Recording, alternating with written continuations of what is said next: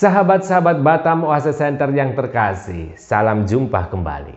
Kali ini kami menghadirkan beberapa informasi seputar Santo Kasimirus yang dikenang gereja setiap tanggal 4 Maret. Kami berharap karya sederhana ini dapat menambah warna tersendiri dalam perjalanan iman kita semua. Langsung saja kita ke informasi yang pertama. Santo Kasimirus lahir pada tanggal 3 Oktober 1461 di Kastil Wawel di Krakau. Ia adalah anak ketiga dan putra kedua dari Raja Kasimirus keempat, Raja Polandia, dan Ratu Elizabeth dari Austria. Sejak usia 9 tahun, Kasimirus dan saudaranya Vladislaus dididik oleh seorang imam Polandia yang bernama Johannes Tugos. Mereka diajari bahasa Latin, bahasa Jerman, hukum, sejarah, retorika, dan sastra klasik. Tugos sang guru menekankan etika, moralitas, dan pengabdian pada agama. Sang guru juga mencatat keterampilan Kasimirus dalam bidang pidato. Informasi yang kedua. Sebenarnya selain Johannes Tugos yang menjadi guru Kasimirus, ada juga guru lain yang bernama Filippo Buonaccorsi. Filippo ini mengajarkan tentang ilmu politik atau kenegaraan. Nama Filippo tidak sering disebut dalam hagiografi Santo Kasimirus karena ternyata Santo Kasimirus sendiri menunjukkan ketertarikannya pada ilmu dan teladan yang diberikan oleh guru sebelumnya, yaitu Johannes Tugos. Informasi yang ketiga, Santo Kasimirus sering juga disebut Kasimirus Jagiellon karena beliau adalah keturunan dari dinasti Jagiellon. Informasi ini bagus untuk diketahui karena sangat berhubungan dengan nama-nama negara atau nama-nama wilayah yang menjadi pembahasan kita. Dinasti Jagiellon meliputi wilayah Polandia, Lituania, Hungaria, dan Bohemia. Raja Kasimirus IV, ayahnya sendiri adalah raja di Polandia. Mengapa Santo Kasimirus disebut-sebut sebagai pengganti Raja Kasimirus IV ayahnya? Padahal ia sendiri adalah putra kedua. Di mana sang kakak Vladislaus? Jadi begini kisahnya. 6 tahun sebelum kelahiran Santo Kasimirus, yakni pada tahun 1457, pamannya yang bernama Ladislaus sang Anumerta, Raja Hungaria dan Bohemia, meninggal dunia pada usia 17 tahun tanpa meninggalkan ahli waris. Nah, Raja Kasimirus IV kemudian mengajukan klaimnya di kedua wilayah itu. Sayangnya, bangsawan Hungaria dan Bohemia mempunyai pilihan lain. 14 tahun kemudian, Raja Bohemia meninggal dunia dan kelompok bangsawan di sana sepakat mengangkat Vladislaus sang kakak dari Santo Kasimirus ini menjadi raja di Bohemia. Ambisi ayahnya untuk menguasai Bohemia akhirnya terpenuhi.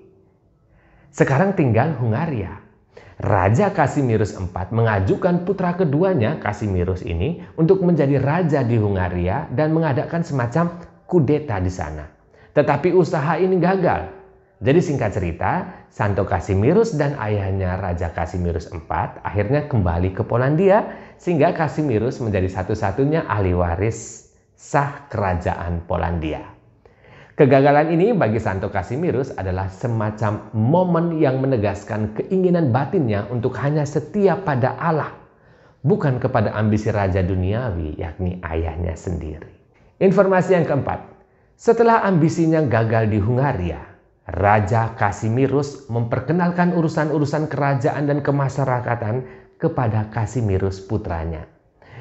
Pada tahun 1479, sang raja pergi ke Lituania, masih bagian dari kerajaan Polandia saat itu, dan Kasimirus ditinggalkan untuk mengurusi pemerintahan Polandia selama 5 tahun.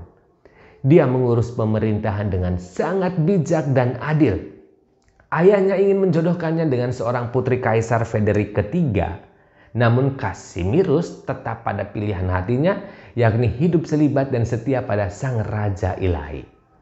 Karena tekun beribadah dan berpuasa, dia kemudian diserang penyakit paru-paru yang kemudian TBC kita kenal, yang kemudian tidak dapat dia lawan. Mungkin sulit bagi kita untuk membayangkan kemewahan kerajaan sebagai sebuah tekanan. Tetapi bagi Kasimirus, kekayaan di sekelilingnya adalah godaan untuk melupakan kesetiaannya yang sebenarnya. Ia menolak berpakaian mewah dan modis dan mengenakan pakaian paling sederhana. Dia menolak kenyamanan dan memilih untuk menghabiskan malamnya dalam doa daripada tidur. Dan bahkan ketika dia tidur, dia berbaring di lantai, bukan di ranjang kerajaan. Meskipun dia seorang pangeran, banyak dari orang-orang di sekitarnya pasti tertawa dan bercanda dengan pilihannya. Namun, dalam menghadapi tekanan apapun, Kasimirus selalu ramah dan tenang. Dia memberi perhatian kepada orang sakit dan orang-orang miskin di wilayah kekuasaannya saat itu. Informasi yang kelima, dia meninggal dunia pada usia 23 tahun, tepatnya pada tanggal 4 Maret 1484 karena penyakit paru-paru atau TBC. Dia dimakamkan beserta naskah lagu favoritnya, Omni Die Hic Mariae, yang berarti mengasihi Maria kini dan selalu. Karena kecintaannya pada lagu tersebut, lagu ini kemudian dikenal sebagai himne Santo Kasimirus. Meski bukan dia yang menulisnya. Diduga himne itu ditulis oleh Bernard dari Cluny. Dia kemudian dimakamkan di Katedral Vilnius. Kanonisasinya diprakarsai oleh saudaranya sendiri, yakni Raja Sigismund I Sang Tua pada tahun 1514, dan menurut tradisi bahwa ia dikanonisasi pada tahun 1521. Kasimirus adalah santo pelindung Polandia dan Lituania. Informasi yang keenam, salah satu keajaiban atau mujizat pertama yang dikaitkan dengan Santo Kasimirus adalah kemunculannya di hadapan tentara Lituania selama pengepungan Polotski pada tahun 1518. Dikisahkan bahwa pada saat itu Santo Kasimir menunjukkan di mana pasukan Lituania dapat dengan aman menyeberangi sungai dan membebaskan kota yang saat itu dikepung oleh tentara Moskow. Alhasil, berdasarkan petunjuk itu, Lituania menang melawan Rusia. Sahabat-sahabat yang terkasih, demikianlah beberapa informasi seputar Santo Kasimirus, yang namanya sering dipakai sebagai nama pelindung dan inspirasi karya-karya amal dan kemanusiaan oleh orang-orang Polandia.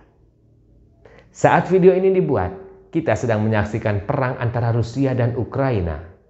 Apakah terlalu berlebihan jika kita memohon kedamaian dari Allah melalui doa dengan perantaraan Santo Kasimirus?